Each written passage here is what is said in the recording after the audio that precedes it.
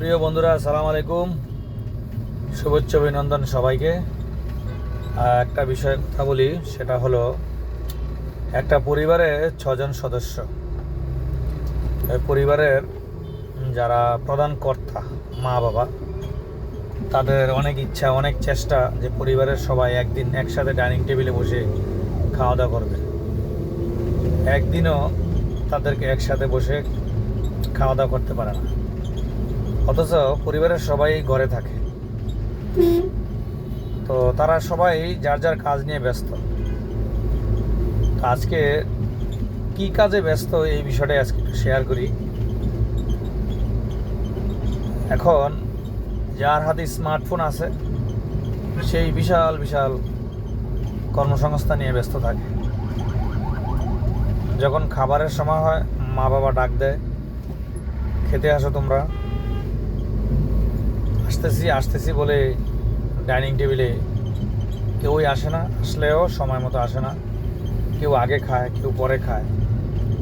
তো বাবা মার এটা হলো একটা আক্ষেপ যে একসাথে রান্নাবান্না করে স্ত্রী, সন্তান, বউ, নাতি পুতি সবাইকে নিয়ে একসাথে খাবে, মা বাবা এখানে ব্যর্থ। কেন ব্যর্থ?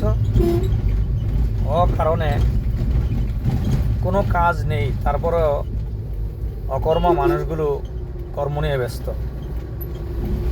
ওই যে বাসায় অতিরিক্ত মোবাইলগুলো আছে, ম্যাচিউর না হওয়া পর্যন্ত আমরা স্মার্টফোন কিনে দিয়েছি বাচ্চাদেরকে।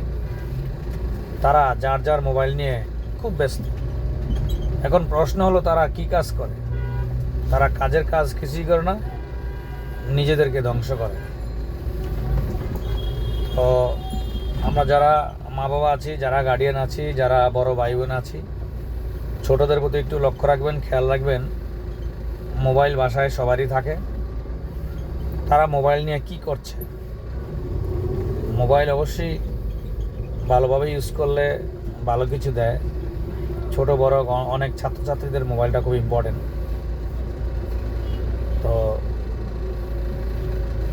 বয়স অনুযায়ী মোবাইলটা খুব গুরুত্বপূর্ণ। এই জিনিসটা একটা অভিজ্ঞতা থেকে বললাম। একটা পরিবারে গিয়েছিলাম, অনেক ডাকাডাকি করলো, অনেক চেষ্টা করলো, তাদেরকে একসাথে বসে খাওয়াতে পারলো না। এটা হলো মোবাইল ভাইরাস। তো এই ভাইরাসটা অচিরেই অ্যান্টিভাইরাস দিয়ে রিমুভ করতে হবে।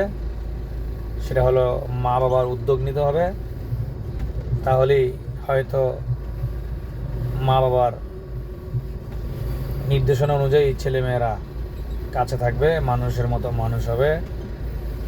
সবাইকে ধন্যবাদ। সবার প্রতি আসসালামু আলাইকুম।